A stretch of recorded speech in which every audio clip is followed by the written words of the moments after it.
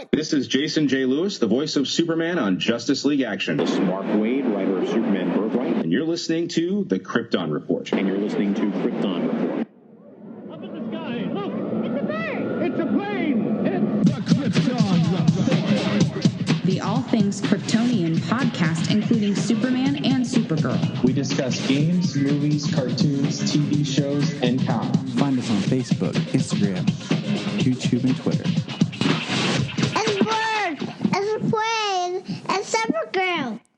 Hey everybody, so here's part 2. If you're wondering what that means, our last episode was split into 2 parts, and this is the second part of our discussion. So enjoy. Yeah, I don't think there's any reason to have to There's not. force Justice League Dark in there when we're on this Damian and Teen Titans path at the moment. There's not, but I just wanted to point that out. So if anyone's like looking at the release order and chronology, well, I actually put Justice League Dark after Suicide Squad Hell to Pay. Okay. And my watch. I honestly, I don't think it between those two. Outlier. Yeah, Justice League Dark and Suicide Squad Hell to Pay. I don't think that you necessarily have to watch one before the other. I don't recall any. I don't recall any ties. I don't recall. There's no like timestamps, things like that.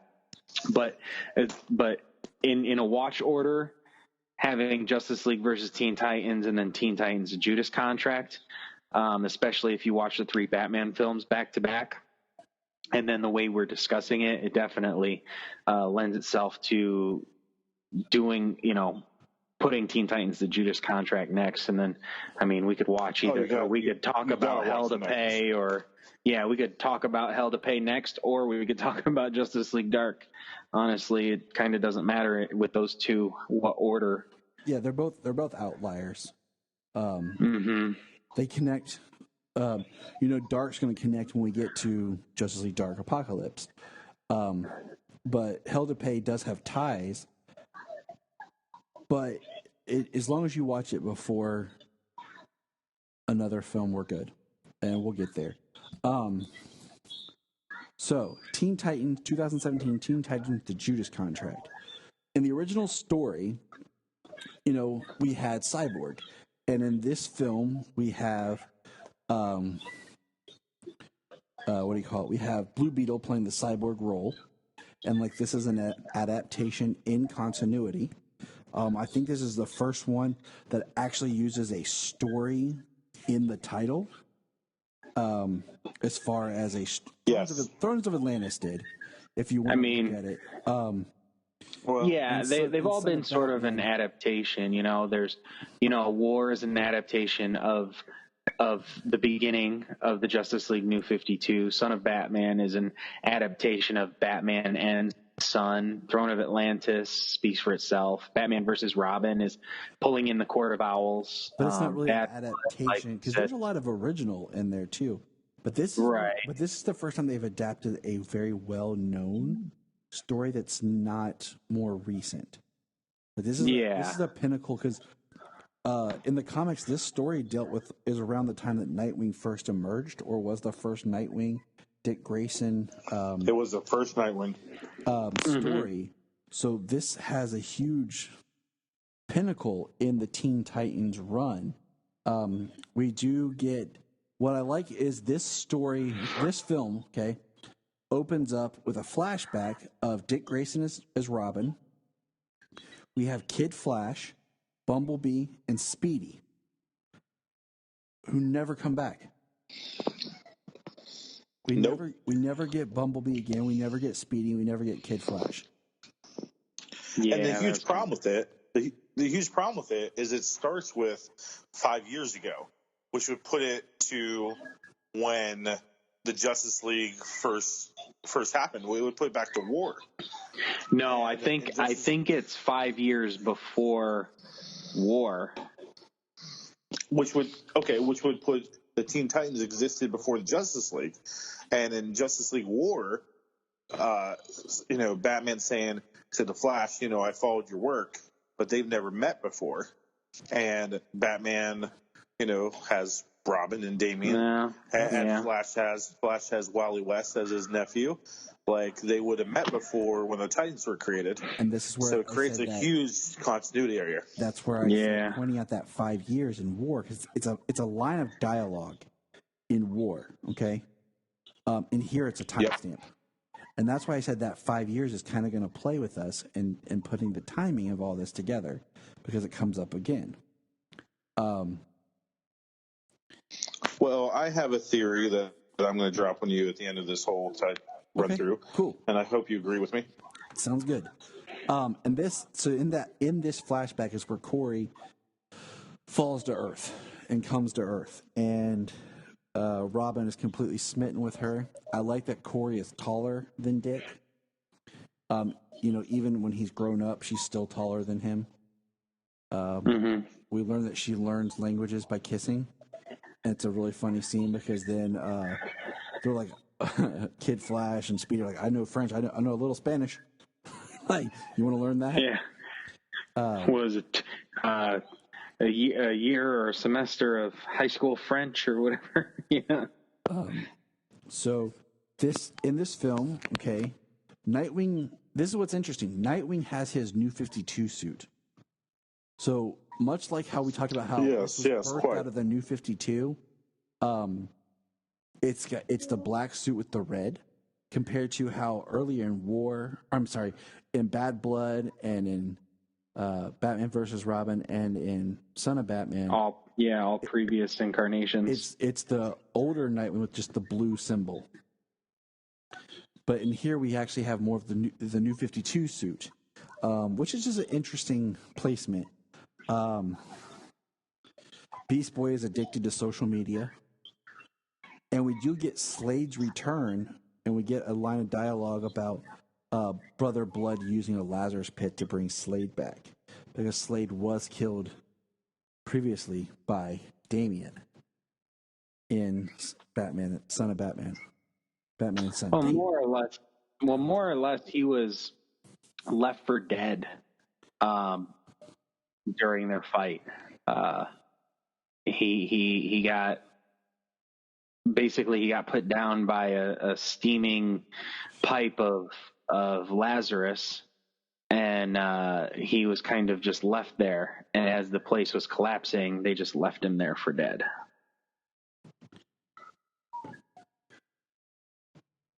Which, like you said, Brother Blood appears in this, and Brother Blood is creepy. We also get, don't we get Jericho? Isn't Jericho teased in this? He is the stinger teased at the end. And that's what I thought, but like there's no connection, I guess, to Slade. Because he's another character that has yet to return in any kind of a form. We get, what do you call it? We get Kevin Smith appears. This film, we get a 1 year later stamp. So I think it's 1 year after versus Teen Titans, because now they're all working together as a tighter unit. Mm-hmm. We have because the anniversary party in this is a 1 year anniversary that Tara had come to the Titans, right? And since she appeared, and that's where that whole like during this time period is when Dark could have taken place and all that, but whatever. We have Tara is a very emotionally strong story of what happened to her and her mutant ability, and how Slade is using her, and it's heartbreaking. Yeah, that's part of one of the strongest things. Like, this is probably, out of all of them, besides the death of Superman, and this are probably the two best made movies of this entire list. I would agree. There's totally. the emotional element to those two films that just play out.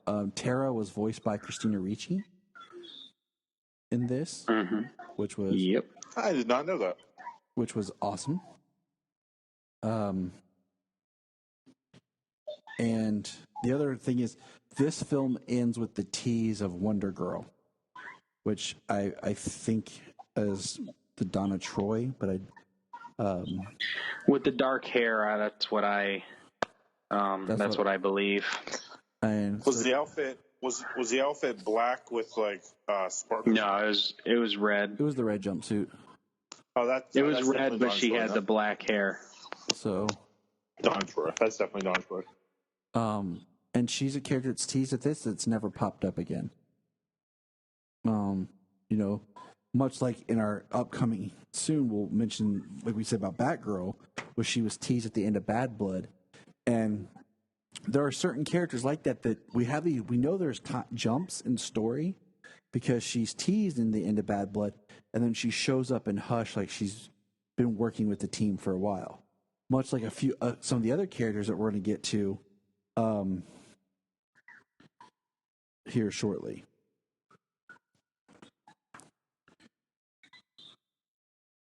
But yeah, so that's kind of the high points of the story as far as continuity goes for Judas Contract. But I agree, this is the first, maybe second best made film. I say it's the second best made film out of all of these. It hits very strong emotional beats for all the characters, because Beast Boy has a really good arc in this. How he wraps up Tara's story at the end. Tara has a strong emotional arc. Of course, this continues Damien's. This kind of concludes Damien's arc. Well, Damien is going to be what looks like Ra's al Ghul or something in Apokolips War. So yeah. Damien is returning. Oh, I know he's returning. Everyone's supposed to be returning. Like, it's really supposed to be everyone's supposed to be in this film.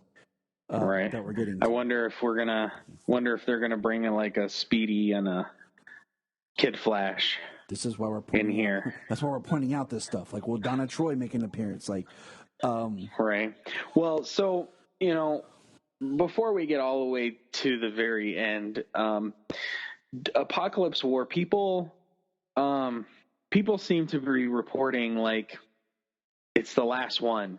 Like the DC, like it seems like they're reporting that the DC animated original movies are going to be ending with Apokolips War. The continuity films, not the original anime films, but the continuity films might be ending with Apokolips War.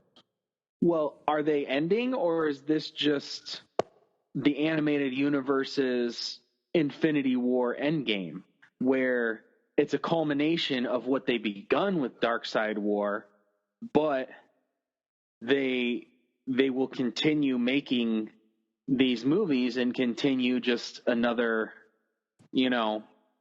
story moving forward. That's what I mean? I don't think it's find out. Yeah. I hope it's not the end, because I love these movies.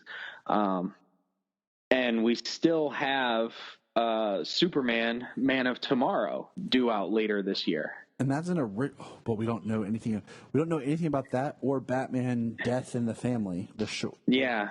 So all we know is it's a film chronicling Clark Kent's early years as Superman. Is that early years continuity, kind of like part of Bloodlines, or is it an original film? I thought it was an original film. Early years of continuity. I thought it was an original film, but we don't know. I kind of thought we would get something for that, because that's technically the next one. So maybe we should get the trailer with that, with Apokolips War. Yeah, hopefully. And we're not getting anything from San Diego, but yeah. Well, hopefully, this year. Hopefully, my thought and hope is that maybe they do, since they're not doing a Comic-Con, maybe they'll do just like a virtual thing. Not a big Comic-Con, but the studios would be like, well, we were anticipating, we were going to release some information, we're going to release some trailers. Wonder Woman was pushed back, and we haven't even gotten a final trailer for it yet. So maybe Wonder Woman will get a final trailer for Wonder Woman 1984 at what would be Comic-Con. It's true. Just released online. So, I don't know. Anything else for Judas Contract? I'm sure it's an idea. They're still thinking. I know that you got to know that they're still trying to progress business however they can during this point. Well, like I said, Miguel Ferrer's Deathstroke was great. It was better than the other guy. Mm-hmm. Definitely. It was really cool to see all the Teen Titans and see Nightwing kind of not as a leader, but just an old Titan who's just part of the team. It is really cool to just see. Like I said, that's where you get the idea that there was the Titans, like that still might be there. So like we might see an Arsenal and a more grown up Kid Flash, Wally West. Yeah, that would be cool to see an Arsenal in Apokolips War. So the next movie is Justice League Dark, 2017, and it's the first rated R continuity film. And going through it, we see at the beginning, we get a Wonder Woman clip because we see a woman who's driving her car through people because she sees them as demons, and we see Wonder Woman stop her. Then we get a great Superman scene where this guy, he's basically seeing his family as demons, and he's about to shoot his wife and children, and Superman just busts through and stops the gun and the bullets. And it's just, I mean, it's a darker tonal film. When we see like this guy murdered his neighbors, and people are seeing these monstrous demons everywhere. And then of course Batman saves a woman who thinks she gave birth to the devil, and she throws her baby off a roof. Batman jumps, saves the baby, and then the mom jumps and commits suicide. And we know something's going on because what do you call it? We see in here we get a shot because that's not normal stuff. Well, we see them talking about magic with the Justice League, and we see Martian Manhunter, Jon Stewart, and Hawkman are introduced in this film. When Batman's having a conversation about magic, and then of course we are introduced to John Constantine, Etrigan, Zatanna, Deadman, Orchid, and Swamp Thing. I do want to point out that some people misclassify Constantine's City of Demons is in this. It's not, even though it is voiced by Matt Ryan. It does use the same kind of artwork, but that film actually falls in the Connective Arrowverse animated films, which is City of Demons, Vixen, The Ray, and the new Deathstroke series. So I do want to point that out to people who might think of that. So it's a little, it does fit in that version, but I'm trying to think, doesn't City of Demons connect to like the Constantine show? Yes. It's an Arrowverse but this also film. Well, this Justice League Dark also connects to the Constantine show because of the Richie character. And that's where character designed after the actor, and the actor who played him on the show does the voice. But he also, and this is where you kind of it gets muddy, because that actor also was the guy who had the Book of Destiny in the Crisis or the Elseworlds crossover. That actor is the one who. So he became Dr. Destiny in that, huh? Yes. So that's what I'm saying. Like, it gets very muddled. That's why I'm just kind of throwing that out there that yes, DC, as we've pointed out, does like to reuse actors and things. But if you do like Constantine, which who doesn't? But if you do like Constantine, and you are okay with a gruesome animated film, check out City of Demons. It's the one. It is a hard R. It is a hard R film. I don't own. Like I used to have a digital copy of it, but I actually had my hard drive crash on me. Because like I have the Ray, I have Vixen, but they're all digital.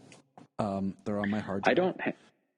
I don't have those. The only one of those that I have is City of Demons, and from what I've seen of the Deathstroke animated movie on Seed, I'm gonna get that too when that comes out. Yeah, I'm gonna watch that when it's all together. I hate watching the little episodes. When I checked it out, it was like a whole movie on CW Seed. Yeah. Okay, then never mind. I just didn't have the time to watch the whole thing, so I haven't watched the whole thing yet. But it was pretty good. But yeah, definitely. If you haven't seen City of Demons, Brian, check it out, man. It is a Constantine. No. It is a hard R, gruesome animated movie, dude. And that's why I hadn't bought it yet. I love Constantine, so I need to check it out then. I'm gonna buy it eventually, just to have because I'm a collector. But we meet the Demons 3, who are actually sons of Trigon.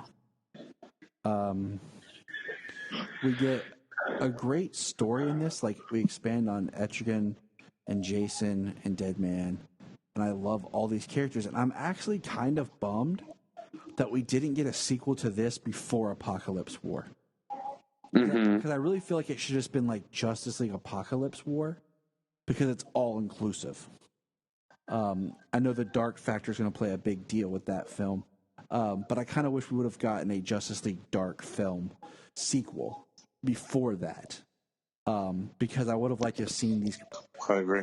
Because I would have liked to see more of these characters, because it does end very awkwardly. There's no post-credit scene in this. I did mark in here that this film has the second best score. I think this film and Hush are the two best scored films. It does make me wonder if Swamp Thing was killed in this or not, because it's very weird how Swamp Thing and Alec get separated, but we don't actually see them get repaired. It's it's very weird where it leaves Swamp Thing in this movie.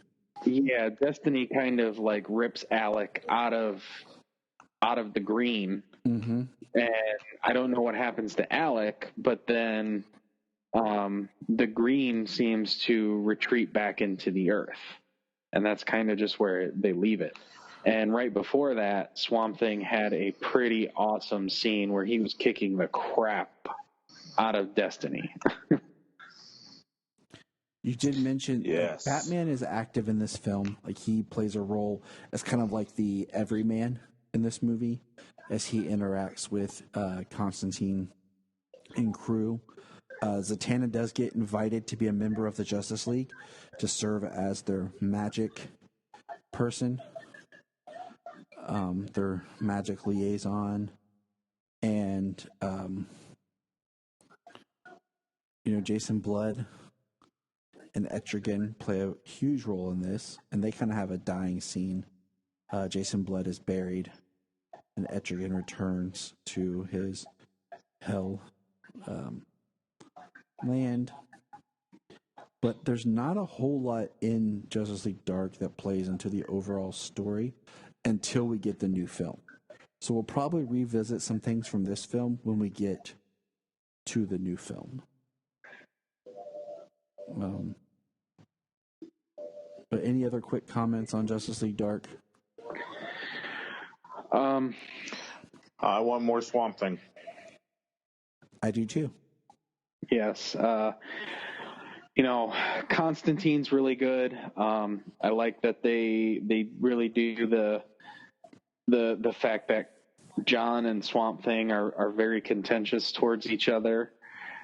I don't think this movie needed Batman. It did. But it's just kind of like how Batman Assault on Arkham It's called Yeah. It's called that because they don't think a Suicide Squad movie would have sold. They threw Yeah, Batman in but as, like, it's that a Suicide safety net. Squad movie. Yeah. They're like, oh, Justice League Dark, put Batman in it just to make sure people buy it because Batman's in it. Right. I mean, it was kind of okay because they weren't a team. There wasn't a Justice League Dark. It's just that Superman was kind of like the Justice League liaison to these magic characters. So I don't know. It was okay. Sometimes I was like, can Batman see Dead Man or can he not? I think, didn't Zatanna make a spell or something that he could? Okay, so yeah, originally he couldn't see him, but then he could. But then also, like, he couldn't see the wraiths around him. But a wraith is not afraid of Batman. Batman goes boo and a wraith gets scared. My ass. Like, that was stupid. That's my only negative comment on that. I chuckle at it, but I was like, that's stupid. Like, Death isn't afraid of Batman.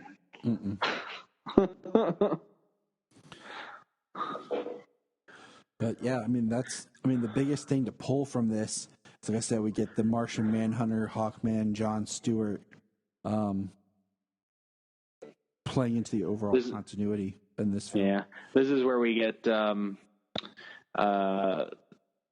Batman pulling the ring off of Jon Stewart during their little hand-to-hand, and Zatanna stopping Superman from, like, obliterating Batman with a punch. So the next film, and I like what Brian said, is he watched these two together because I think they play better together because they're both the two R-rated films. I don't think Suicide Squad Hell to Pay 2018 is rated R. It's the second rated R film. And I think it hurts it that it's rated R because it's one of those that they made it rated R and they just go excessive with it. I think Justice League Dark was R more for thematic reasons. This one just is bloody, violent gore. We meet Vandal Savage, Bronze Tiger, Copperhead, again, but we're not sure if it's the same Copperhead or different. Just that's a note. And Harley Quinn. This is her first appearance. Is in this film, as well as Deadshot, voiced by Christian Slater. We get Amanda Waller, Which, honestly, I was a fan of. Yeah. Christian Slater's Deadshot. We get Dr. Fate. And we get the first use of the F word. So they went all out with this one. And we get male strippers. And we get full frontal nudity. Animated nudity. Yes. Yes. We had to have that. So this one is definitely, I think, the biggest outlier of all the continuity films. The reason why this one, I think, is worth bringing up because this one directly relates back to Flashpoint. Because we learn in this film that in Flashpoint Paradox, Reverse Flash is shot in the head by Thomas Wayne and dying. But basically, while he's dying, because he can operate in flash time, he runs to the future and is trying to steal this magic card, get to heaven free card. So Zoom is active in this film, and it's the Zoom that is currently dying in Flashpoint. Yeah. Severely depowered because he's using so much speed force to maintain his, like, literally his last seconds of life. Upon rewatch, I only watched this, I think, the one time when it came out, but upon rewatch, I was like, you know what? Like, after this was over and just thinking back on it, like, I wasn't like, oh, I got to watch that again. But after this rewatch, I was like, that's just pretty good. Yeah, I mean, I had to watch it again because the first time I watched it was one of those, like, we started it, then had to stop it, and we just kept getting busy, and, like, I ended up watching, like, in 3 sections. So watching it straight, it was a good movie. I think it was obsessive with the violence. It was pretty crazy. And Well, yeah. you know, if you remember, Tyler, like I was like when we were doing like a watch of these movies. I don't know, it might have been last year. But I was like, nah, man, I don't think I'm gonna watch that Suicide Squad movie. I just have no interest. It looks, it's looks radar. It's gonna be, say F word, just say the F word. And you're like, no, Brian, you need to watch it. There's something in there you need to watch. And when I saw Reverse Flash with that bullet in his head, man, and like tying it back to Flashpoint, like that sold it for me as pretty dang cool. But still, I still don't like them doing things just for the sake of doing things. But tying Reverse Flash in it, I appreciate it. I like that. That was pretty cool.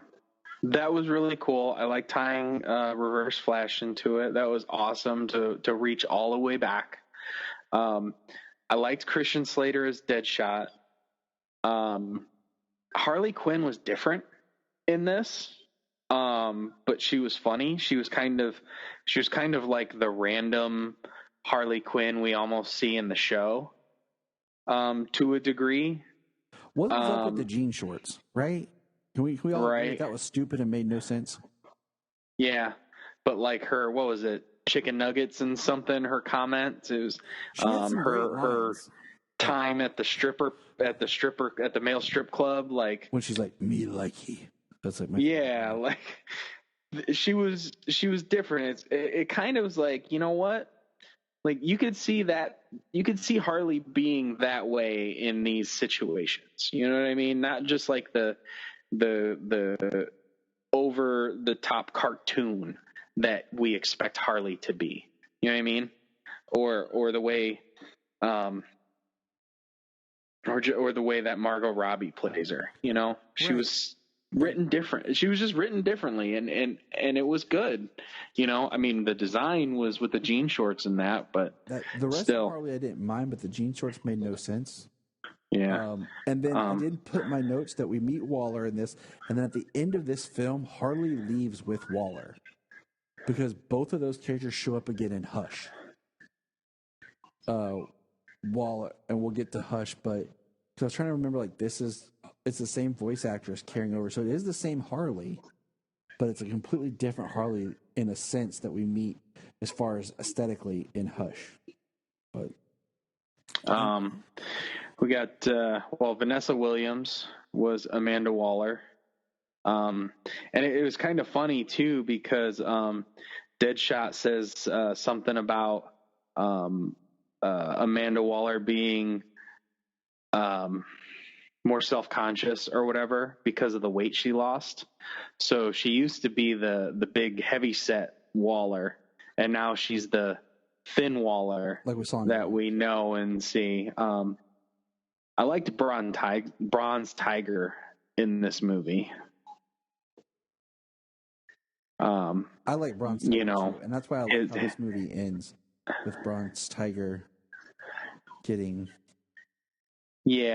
and how Deadshot screws Waller by doing that, giving it to Bronze Tiger, and then when he's done, the card is useless, but he still gives it to Waller, who's dying of cancer.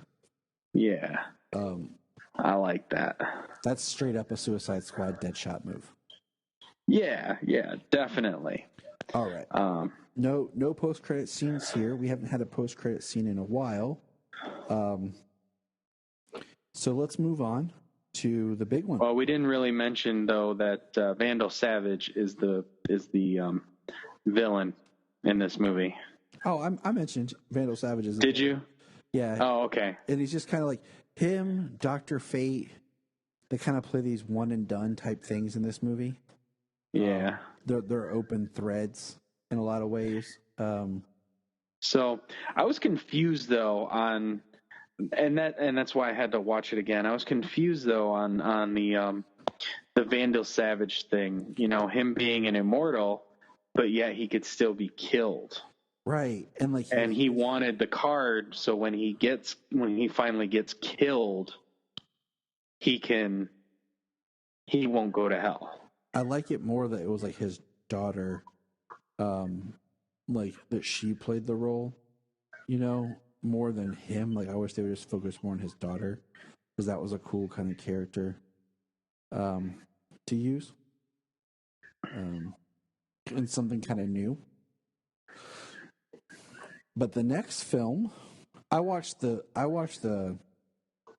the next film is 2018. I can't believe it's already 2000. It was 2018. It seems so not long ago.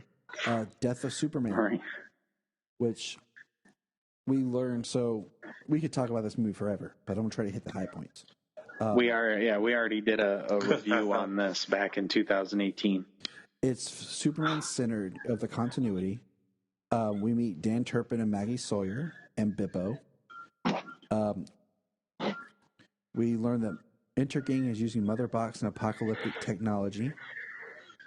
We have a new voice cast, as we have Rebecca Romaine as Lois Lane, who Lois Lane had previously appeared in small roles, voiced by Julia Landau. We have the reintroduction of Steel, John Henry Irons, as now a full character. And now it's voiced by my man Cress Williams, a.k.a. Black Lightning. We have the Lex, like you stated earlier. He's now a full character, voiced by Rainn Wilson, and references, he's under house arrest, and now we know why. The art is slightly different for this film. We learn that Darkseid sent... No, wait, that's the next one. No, that's the next one. That's Rain. Yeah, but I have to split my notes because I watched the combined version. We get the intro of Mercy Graves. Of course, we get the Kents, Cat Grant, Steve Lombard,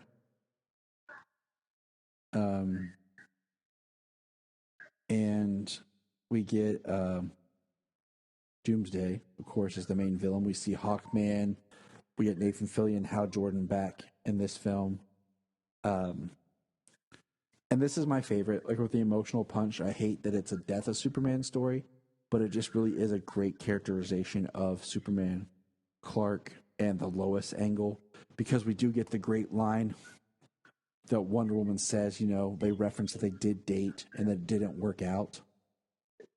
So that does, kind of deal with, weren't they together? No, that's done and over with. That happened somewhere in the background, and that Clark is pursuing Lois. So we do get that. We are able to buy into their relationship.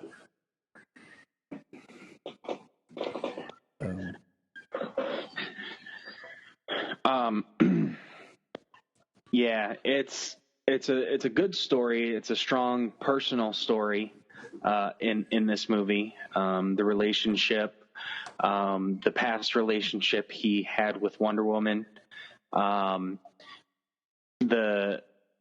He even talks to the Justice League about revealing himself. At this point, he hasn't revealed himself to Lois as Superman.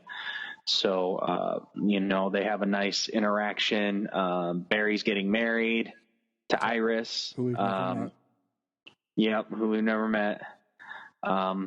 Really good story. The Death of Superman, the graphic novel, Doomsday runs through the C team of the Justice League. Was it Justice League International? Yeah, Guy Gardner. It might have been the Z team, man. The Z. Well, Doomsday just runs through everybody there. So it's really awesome. I loved seeing him, and the animation in this one is top notch. Like Yes. the Doomsday Rampage is fantastic. Like, he destroys everything he comes into contact with. He is after everybody. Nobody is safe. And, it is so cool to see him tear apart the A-Team, Yes. tear apart the Big Seven. He rips through everyone, and we get the great. I mean, everyone. The Doomsday versus Wonder Woman fight is awesome, and then her line. Don't hold back. You have to kill. Basically, he's going to kill everything. Coming from Wonder Woman to Clark is a very powerful scene, and I don't want to spend too much time on this one because we did do a whole review of this. So go back and listen to that episode if you want to know more of our thoughts on this. We have Death of Superman Part 1, the book, Part 2, the book, and Part 3, the movie, August 17th, 2018, back when our episodes were actually not numbered. Yeah, I know. I'm always trying to improve the show. Yeah, I know. They're numbered if you log in, but we weren't numbering the episodes as much as we should. Yeah, they're not. It's not numbered in the titles back then, and when I listen to my stuff on Google Podcasts, so when I go back and look at it, it's just the title. It doesn't have each episode numbered. So that film ends, and it's kind of weird. It doesn't really have. It does have post-credit scenes, but I bought the extended version where it kind of has a little bit more scenes, slightly, and it combines Reign and Death of Superman into one film. I'm picking that up now. I'm going to be picking that up. I like it because it has a lot of cool bonus material, and it also has some other. It actually has the Blu-ray copy of Superman Doomsday in it as well, which is just kind of nice. It's cool to go watch that once in a while because the fight is still pretty cool. The first half of that movie is great. That movie's great up until Superman and Doomsday fighting. It's the latter half that sucks. Watch in that one. Watch until Superman's dead, and then the end. So jumping into Reign. So inspiring. So inspiring. Reign. Well, watch the stuff before he comes back. As soon as you get to Toyman, you can end it right there. Yes. So jumping forward, 2019's Reign of the Superman. This is important because this moves the story, as we're looking at this as an overarching arc, further, because this is where we learn that Darkseid sent Doomsday. Darkseid orchestrated Hank Henshaw as Cyborg Superman, and through him and his tech creates a portal for Darkseid to complete his invasion, because Darkseid wants to invade Earth, and it calls back to war where he was stopped. So the whole point was Doomsday was sent to take out Superman so that Darkseid could come and invade Earth.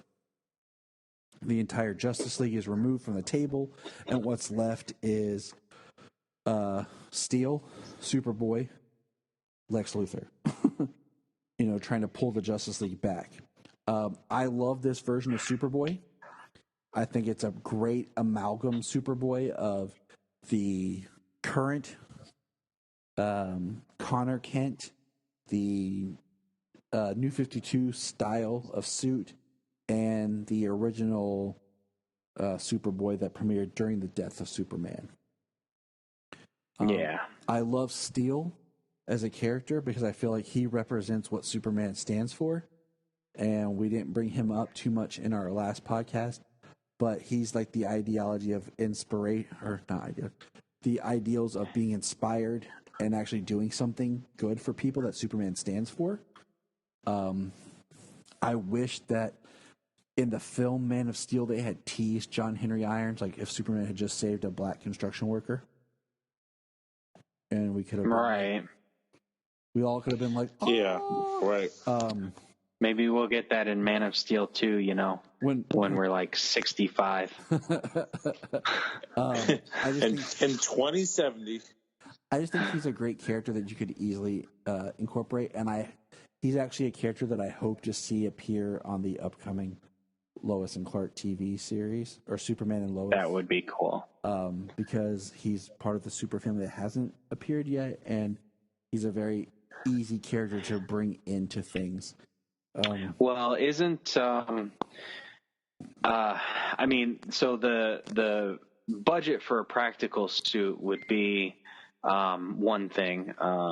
It would probably look too cheesy on a CW budget, but they do have the budget for some special effects, and they have done like Commander Steel and stuff like that. In the New 52, John Henry Iron's steel was kind of like a liquid metal covering, at least in part. And with a little tweaking of the color, they could probably do something of that nature to be steel in the show. Oh, I have some ideas. That's a whole nother podcast. We can dig into how we can bring steel into it. I got some ideas. But this film, like I said, we also did a whole review on this one, so I don't want to get too much into this film. But we do get Superman when he does come back to life. He's in his Superman Reborn costume. We do get the launch of Watchtower. We do get a post-credit scene of Lex joining the Justice League, and there's a statement of, "Let's take the fight to Darkseid."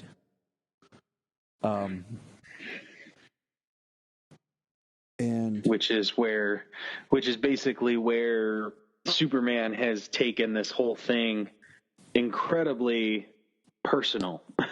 Yes. And from what we can tell is the driving force of trying to take the fight to Darkseid, and why we get Apokolips War. Exactly. And like I said, I don't want to linger too long on those films because we did talk them thoroughly. I will say that Rainn Wilson in The Death was a little bit annoying, especially when he came in with his suit and "I'm Lex Luthor," that whole thing. But he pulled it back, and he did a really good job in Reign of Superman. I agree. All right, so we're going to jump now to Hush, 2019's Batman Hush, which is, we had this debate for a while. Would this film be in continuity? I said it would. I would like to change my vote for my least favorite. I would like to change it to Hush. Okay. For the most part, Hush, my biggest problem with Hush is the end. Yes, that's why I would like to change it. So I do want to run down real quick some of the high points of Hush. First introduction to Catwoman. We do get a reference that Catwoman and Batman have a past. Nightwing is back to being blue, but it's still the New 52 style. We get Bane, Lady Shiva, Poison Ivy, Hush, the Riddler, the Joker actually is a character in this. Penguin is teased, Two-Face is teased, Mr. Freeze is teased. We get Clayface, Scarecrow, and then this is where we return with Harley. Yeah, we get our first Clayface, first Joker. We do get Waller. First Riddler. Waller appears back in this one, connected from the Suicide Squad Hell to Pay. We get Gordon. And I said Lady Shiva, didn't I? Yes. Yeah. And then we get Batgirl's return, where in the Hush storyline, she plays the role that Huntress played, basically. And then there's that conversation that Batgirl's been working with everyone, but she's still new. So we know some time has passed. Damian is not in this, only in a clip as he talks to Bruce through a computer video call.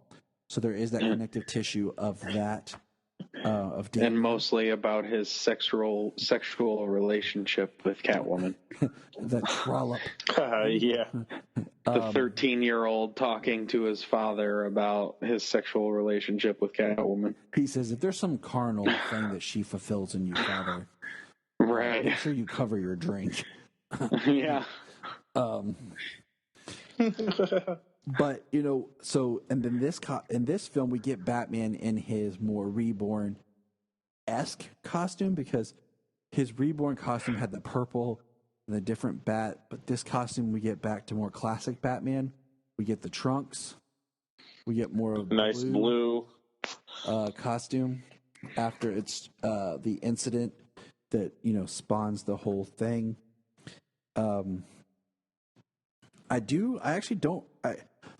I like Jason Spitsky, however you pronounce his last name, voicing Joker. I hate that it's such a small part, and that in these continuity films we haven't really got a good Joker Batman film, and that kind of upsets me. And that's why I've been keeping track of how many Batman villains have they eliminated in this continuity, just killed off, and one being the, you know, in this film, no spoilers, the Riddler. Without ever really getting a good Riddler story, they take him out. And I don't, we've talked about this. We did an episode on Hush. This film has no post-credit scene. And my biggest issue with this is just an overall is we don't get the scene of Superman burning out the chip inside Bruce's mind. The Selena Bruce breakup is a little different in the book, and I don't like that Thomas Elliot wasn't Hush, because they eliminated the whole backstory of how Tommy kind of beat on Bruce and all that, and they just made him straight up the Riddler. The Riddler, he was at a Lazarus pit, so that comes back into play. So that explains his craziness even more. Because we learn in Hush the story, the Riddler was behind a lot of it. He manipulated Tommy and helped push Tommy, but he wasn't actively Hush. In the bandages and everything. Yeah, in the movie they give him a they use Tommy as a red herring, making you think, because everybody knows the story, that this character Tommy is going to be Hush. He's going to be the villain. So. See, I wish this movie was not in continuity. I think that's what ruined it, because they were trying to push things together to continuity. It's the first time we see the Joker in this whole entire universe. Nope, second time. And what was the first time? He was teased back earlier, and I mentioned it. He was teased in Arkham Asylum in... Let me go find it. But this is the first time we really get a full-on Joker, but he is teased. It's the first time we see him. And okay, well, Batman's choking him, ready to kill him, and Gordon stops him, just like in the comic. But when Batman leaves, Joker's like, "Oh, back to the grind." And he says, "Who's Robin these days?" Right then and there, we got continuity things. Okay, so what happened to a previous Robin? We're kind of hinting at Jason. I know. That's why I said it would have been a better stinger to be in the Red Hood than Batgirl at the end of Bad Blood. Right. And what kills me is the Hush story in the comics had such an emotional punch for everything. When it was Tommy, how Tommy used Jason Todd to manipulate Batman and all this stuff. This movie, it has none of that, man. So it's just blah. The only reason that I think it shouldn't have been Red Hood Jason Todd as a Stinger instead of Batgirl is you are not going to top what they already did with Batman Under the Red Hood. I mean, you are out of correct. all.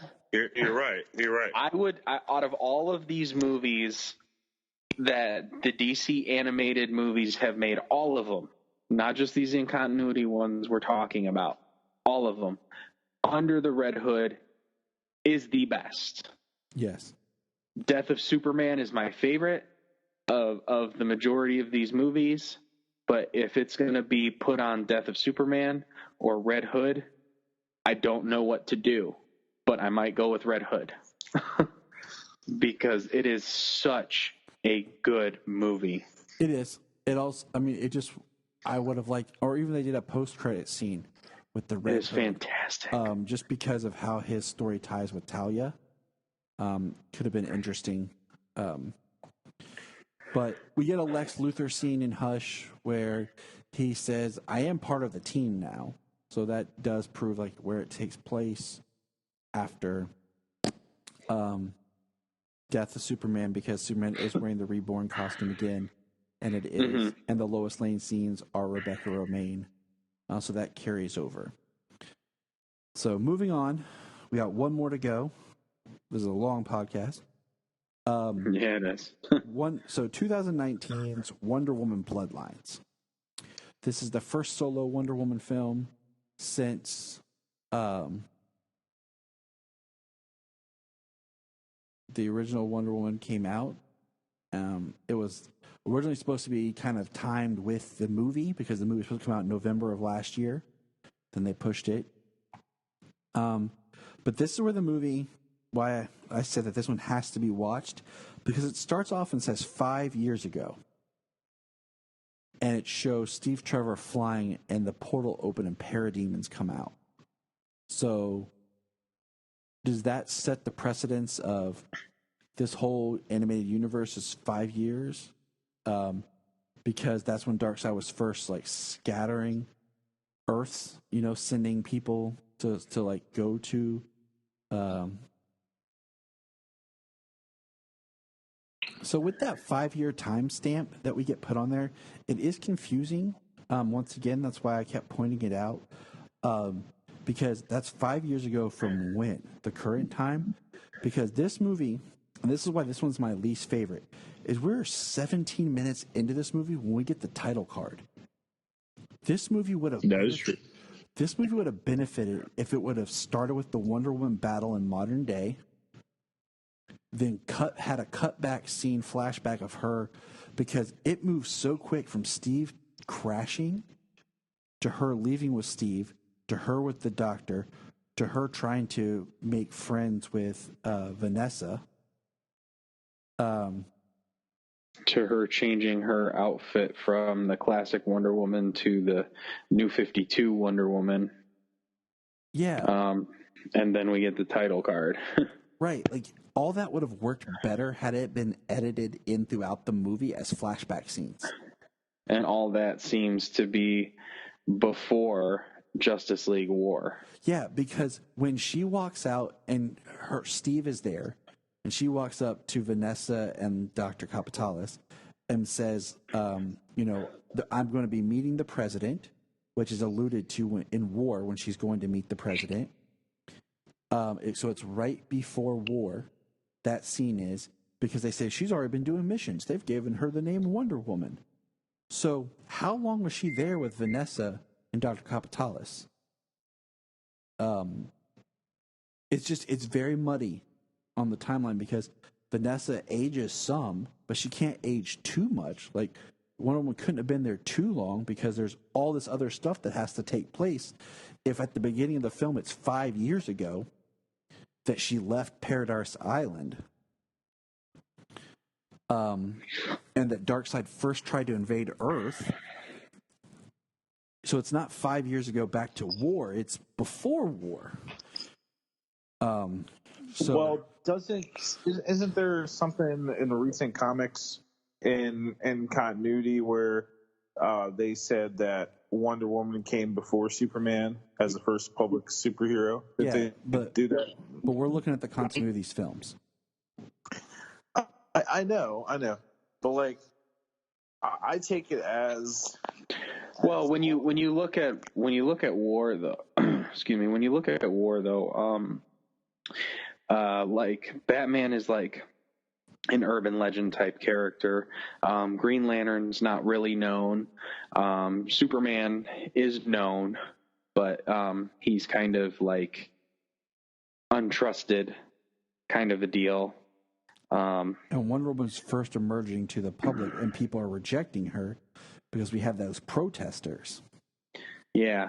Well, she also carries a big honking sword too, so like people are afraid of that. So the Times is really mucked up from 5 years ago. Darkseid sent parademons that caused Steve Trevor to crash on Paradise Island, thus meeting Wonder Woman. And then, so how much time went from that moment to war, then to the current events of this film? Right.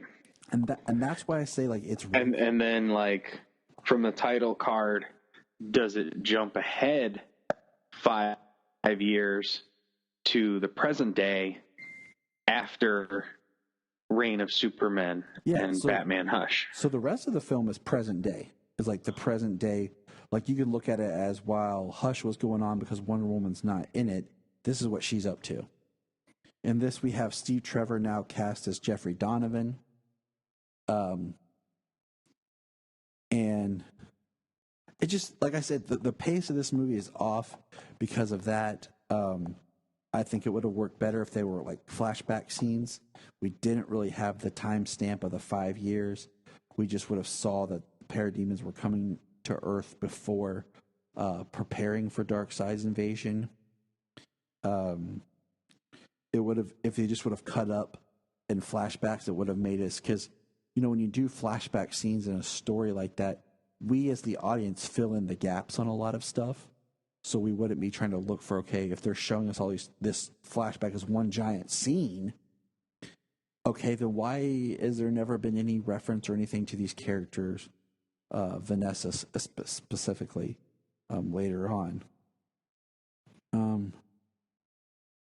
She does go back in this film to her armor, which is more of her rebirth suit that she's currently wearing.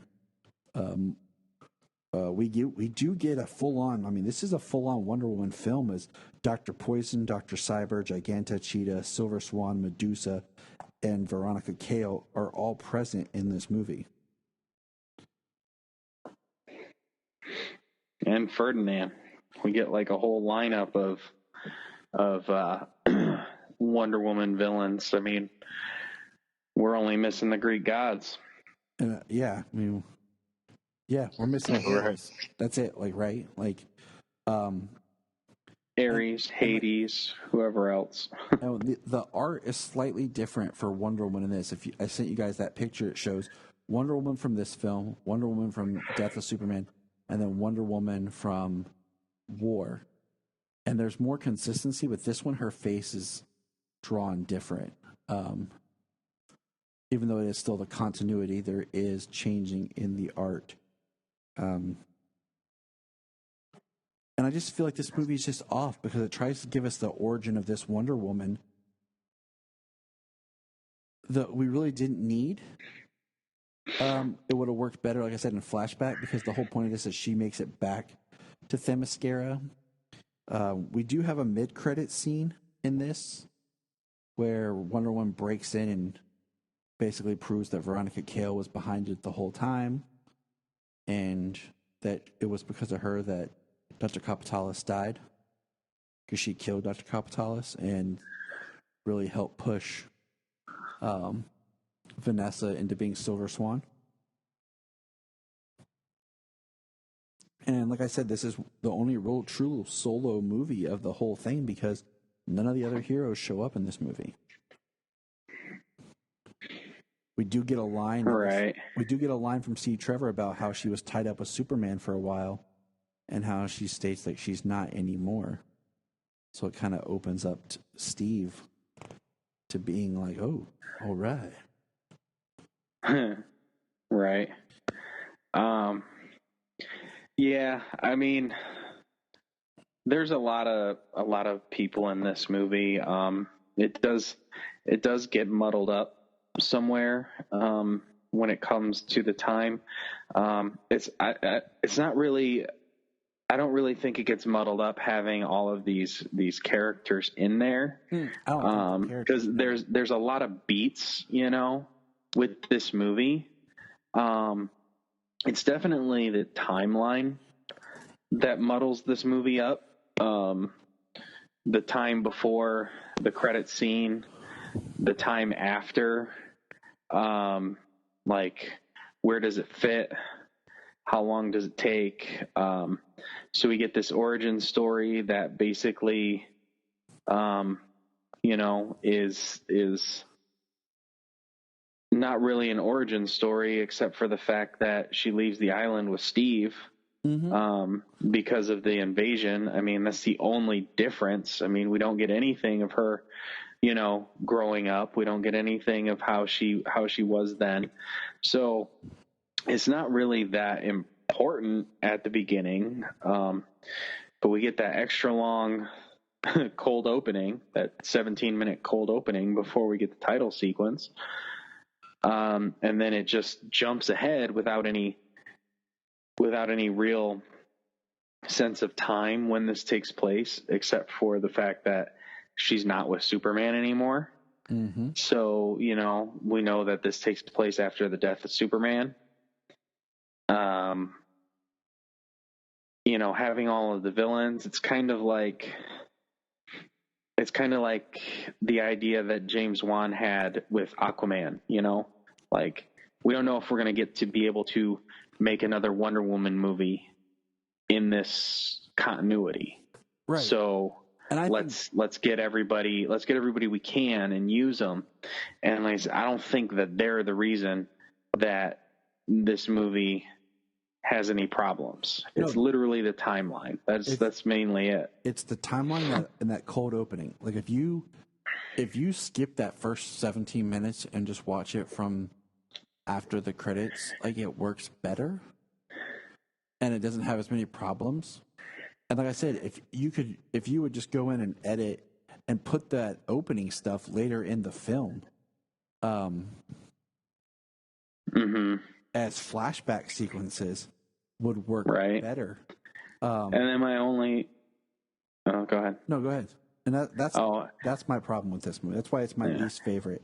And the only other thing that I feel wasn't quite necessary was Medusa being huge. She could have been she could have just been this powerful, this really powerful creature. But I mean, they already had so many different abilities with these different characters. They basically were making Medusa, but still her X-Men Origins Wolverine Deadpool, where they were putting everything into her. I mean, she's giant. She's super strong. She's got her stone stare. I mean, but that was pretty awesome the way that Wonder Woman blinds herself to fight her. It was really cool to see her fighting in the Amazon armor at the end. That was my favorite part, that she blinded herself. I mean, I watched this movie with Jen yesterday, and Jen really liked it, and Jen's not really a comic book person, but Jen said to me, she's like, it was total badass that she blinded herself to beat Medusa. And Jen said they need more Wonder Woman stuff. Yes. Because all we get, Wonder Woman should be the Superman to girls and women that, that Superman is the boys and men and stuff. Little girls and women need Wonder Woman. They need that example. They need that, that woman to be strong and fierce and powerful and gentle and calm and loving and showing that hope in that. And we really need that in this world right now. Women and girls deserve that. And when this movie started out in that 17 minutes, you guys just want to throw away.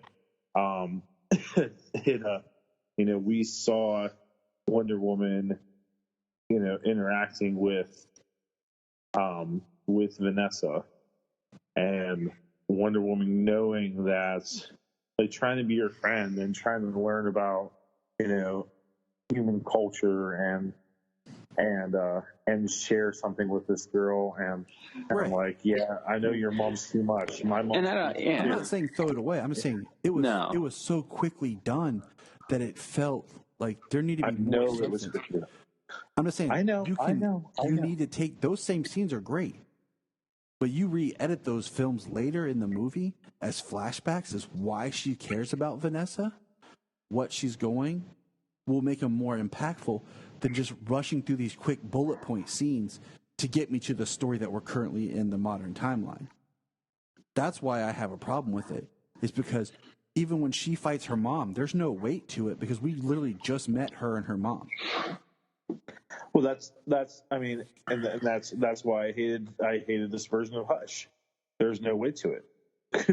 So, and when I watched Bloodlines, it was the second time when I did it for the rewatch. I had seen the film, and Jania hadn't finished it with me because last time I watched it, she fell asleep towards the end, and the kids watched it, and we all enjoyed it. Like, it's not a bad movie. I'm just mad with the pacing and the editing style that they chose for this. I understand. I understand. But I've never been, in all my comic reading and stuff, I've never really been a big Wonder Woman person. I've never really been interested in, like, reading her comics lines. I just took her as a supporting character to the Justice League. But when that movie came out and with Gal and seeing, Gal and Batman versus Superman, it made me want to kind of look into read stuff. And then when I read the New 52 Wonder Woman, I was like, oh, this version of Wonder Woman, I think they're going somewhere. And then, going back and reading, my history of DC Comics run that I've been working on for years, and then reading George Perez's run on Wonder Woman, I don't think that Wonder Woman gets the respect she deserves. And should she have got more respect with Bloodlines and they should have paced it better? Yeah. But there is some good stuff in there that we should get more of in the future. Agreed. I agree. But in the overarching story, there's not much from Bloodlines other than it shows that Darkseid was sending people to look at Earth earlier than what we thought, and that Wonder Woman now has her new costume. And there's threads in this that would continue on with the Veronica Cale character. But yeah, so that's Bloodlines. We're going to kind of put a pin in it. We're probably at our longest episode without it being a non-movie commentary that we've ever had here. And we'll pick this conversation back up here when we review Justice League Dark Apokolips War. And for those listening, that will drop when the film hits home video. Physical release. When it hits the physical release. So we'll give you some time if people, buy it digitally and watch it, and then get the home release and watch it. That's when we hit the review of the film. And, of course, in about a month or two, it'll hit DC Universe. 90 days. So 3 months. Yeah. That's what they decided to put it at as of the release of Wonder Woman Bloodlines. 90 days after its physical release does it go to DC Universe. So expect Red Sun to that just came out last month. So 2 more months, just under 2 more months. I think so. Before Red Sun goes to DC Universe. So just keep that in mind. We'll continue all these ideas that we have floating around in our podcast for Apokolips War. All right? And remember, look up in the sky. Look up in the sky. Look in the sky.